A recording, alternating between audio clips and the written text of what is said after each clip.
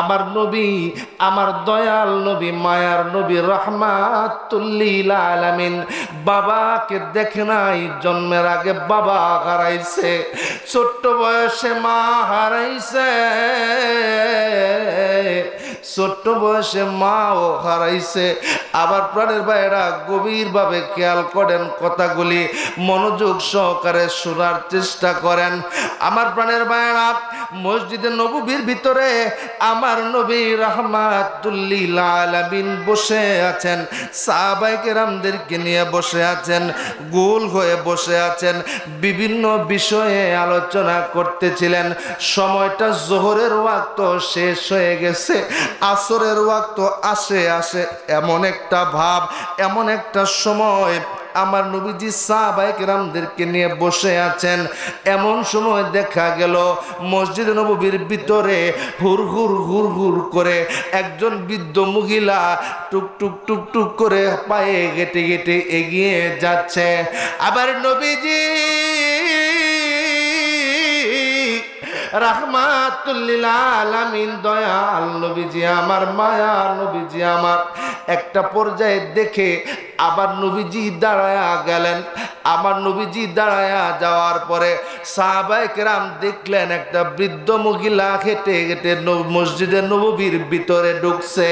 কি ব্যাপার, কোনোদিন তো দেখি নাই কোনো মহিলা মসজিদে নববীর ভিতরে ঢুকছে। এই মহিলা কিভাবে ঢুকলো?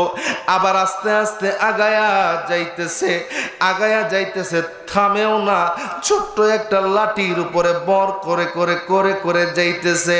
ও প্রাণের বাবাজিরা রে আমার, এমন একটা পর্যায়ে গেল সাহাবায়ে কেরামরা সরে গেলেন, নবীজি ইশারা করলেন, সাহাবায়ে কেরামরা সরে গেলেন। আস্তে আস্তে এই বৃদ্ধ মহিলা একেবারে নবীজির কাছে গেলেন, নবীজির কাছে গেলেন, নবীজি দুই হাঁটু গেড়ে নাত্তাহিয়াতু সূরতে, নামাজের সূরতে বসলেন।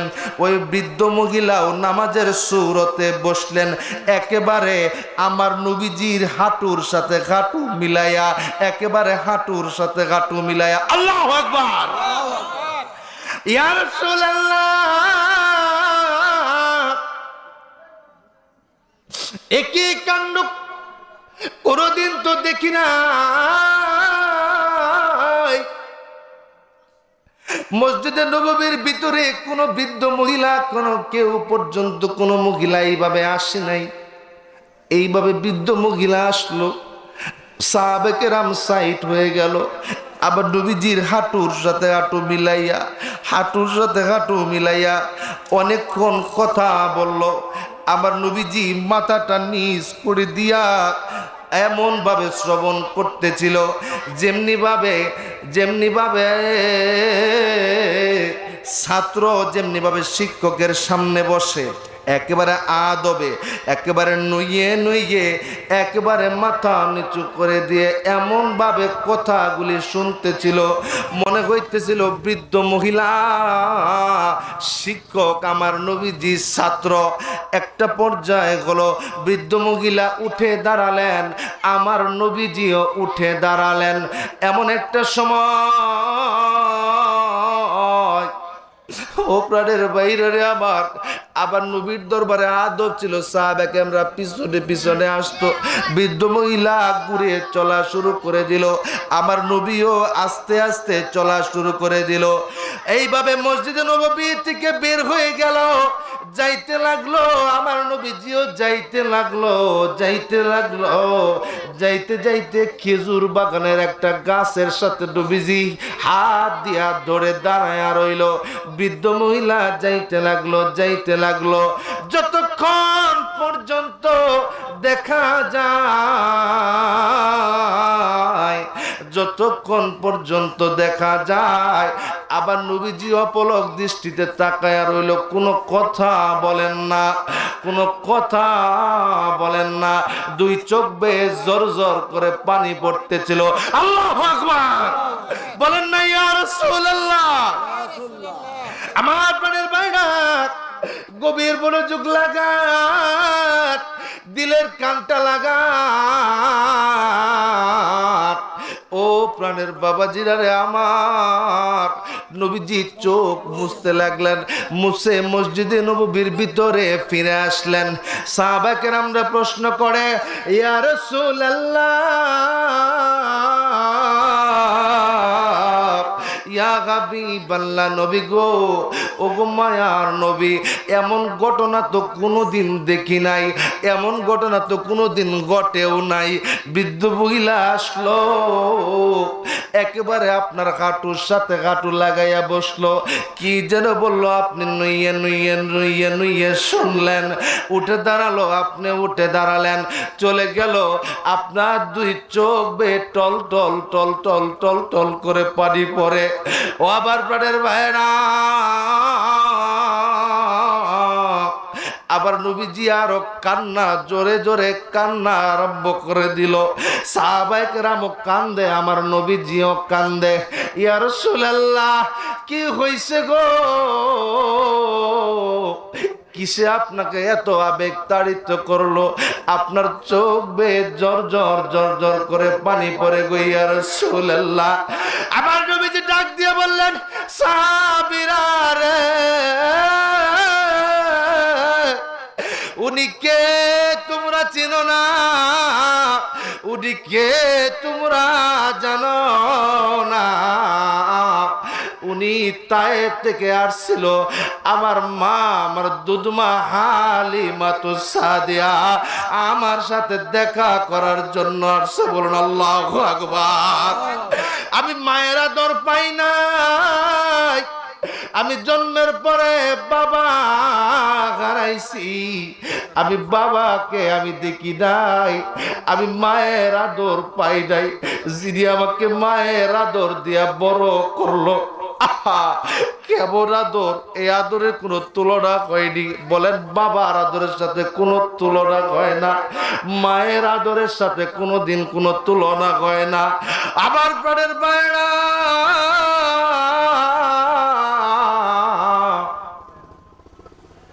গভীর ভাবে খেয়াল করেন কথাগুলি। আমার আল্লাহ কোরআনুল কারীমের মধ্যে জানায়া দিতেছেন, ইম্মা ইয়াবলুগান্না ইনদাকাল কিবারু আহাদুহুমা আও কিলাহুমা ফালা তাকুল্লাহুমা উফ শব্দটাও যেন মা বাবার কাছ থেকে না বের হয়।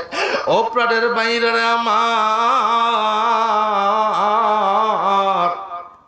আজকে বাবা আমাকে সন্তান ভাত দেয় না, আজকে ভাত যদি দিত ঠিক মতো এতগুলি বৃদ্ধাশ্রম হইতো না। জোরে কোন ঠিক না বেটায়?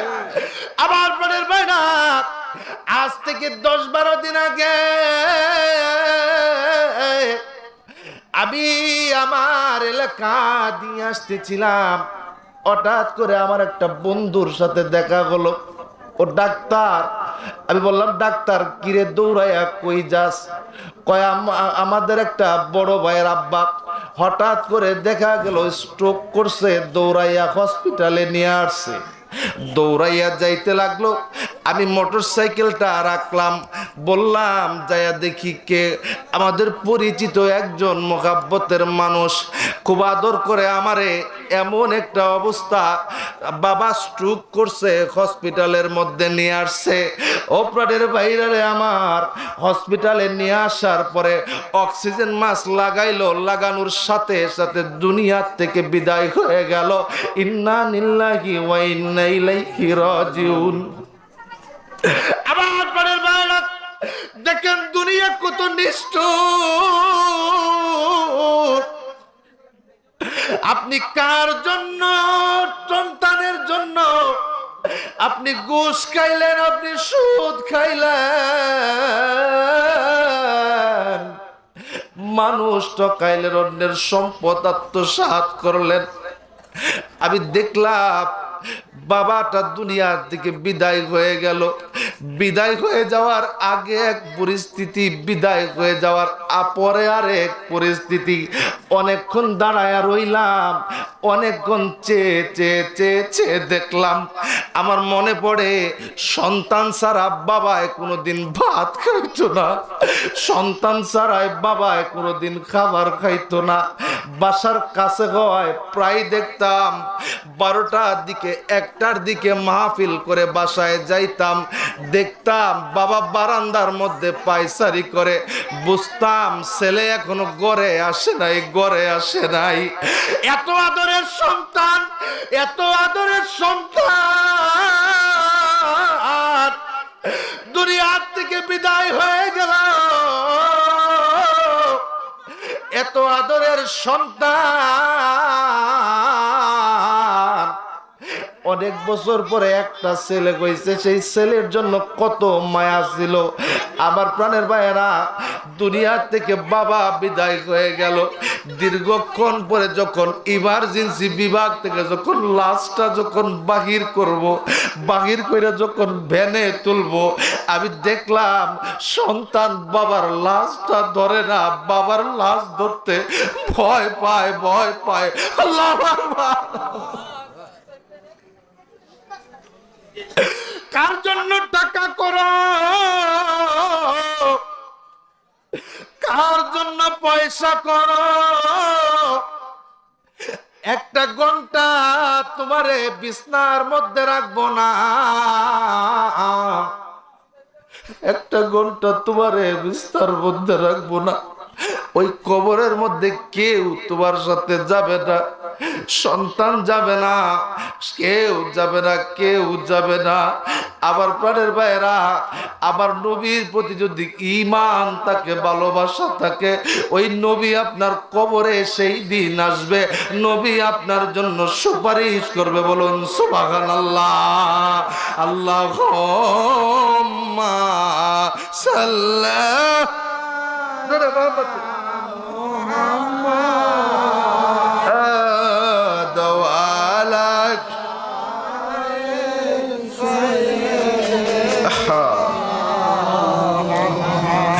বন্ধু নাই রে, বান্ধব নাই রে, যেই জায়গা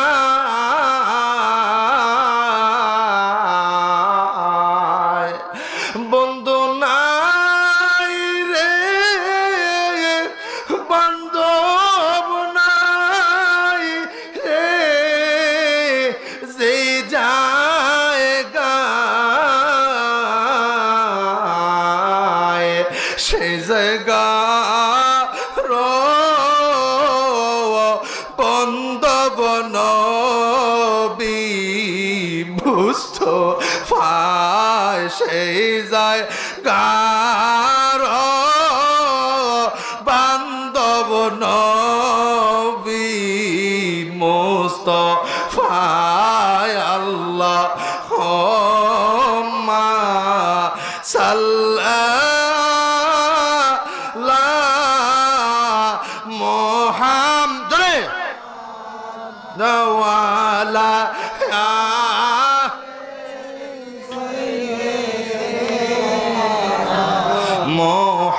মুহাম্মাদ ওয়া আলা।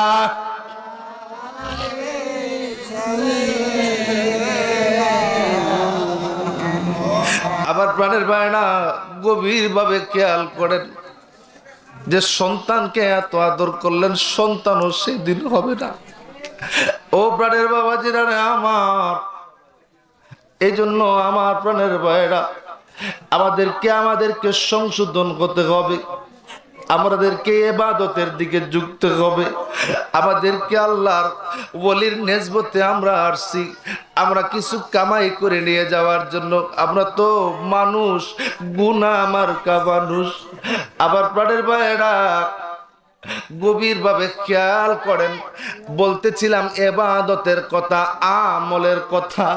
এই আমলি জিন্দেগির ভিতরে আমার প্রাণের ভাইরা, বাবা মার খেদমত লাগবে, বাবা মার খেদমত লাগবে, বাবা মার কথা স্মরণ করবে। বলবেন মুফতি সাহেব, আব্বা আম্মা তো দুনিয়ার জমিন থেকে বিদায় হয়ে গেছে, আব্বা আম্মার জন্য কি করব? ও প্রাণের বাইরে আমার, আজকে বুরহান ভাইয়ের বাবার কথা স্মরণ হয়ে, মায়ের কথা স্মরণ হয়ে আজকে জান্নাতের বাগান সাজাইয়া দিছে। ও প্রাণের বাইরে আমার, গভীরভাবে খেয়াল করেন। আজকে এই জান্নাতের বাগান থেকে মাগরিবের নামাজ আন্ত থেকে ইবাদত হইছে, নফল নামাজ হইছে, পাক কালাম ফাতিহা শরীফ হইছে। আমার আল্লাহ তাআলার শানের আলোচনা করছে, হাবিবি কিবরিয়া শানে আলোচনা করছে, দুরূদ শরীফ হচ্ছে। ও প্রাণের বাইরে আমার, দুই ফোঁটা চোখের পানি নজরানা যদি দেওয়া যেতে পারে, দেওয়া যেতে পারে, ও প্রাণের বাইরে আমার, যদি দেওয়া যেতে পারে, ওই চোখের পানি বিফলে যাবে না, বিফলে যাবে না। ওই চোখের পানির বিনিময়ে আব্বা আম্মার কবরের আযাবগুলো মাফ হয়ে যায়। বলুন সুবহানাল্লাহ। আমার প্রাণের বাইরা, গভীর মনোযোগ লাগান, দিলের কানটা লাগান। আমার আল্লাহ ডাক দিয়ে বলতেছেন, ও আমার বান্দারা, আমাকে ভয় করো। ভয়ের মধ্যে আমলের নিয়তে ভয় করতে হবে, ভয় করতে হবে। আমলি জিন্দেগিতে ভয় করতে হবে। প্রথম নাম্বারে মা বাবার খেদমতের দিকে ভয় করবেন। আব্বা আম্মা যদি কষ্ট পায়, ওইটা একটা দাগ হয়ে যায়। প্রাণের বাইরে আমার, সাদা একটা কাপড়ের ভিতরে যদি কালো রঙের কোটা দেয়া রং দিয়া যদি দাগ দেন, ওই দাগ কোনোদিন মুছে না। বাবা মার কষ্ট যদি দাগ দিয়ে দেখেন, ওই দাগ কোনোদিন মুছবে না।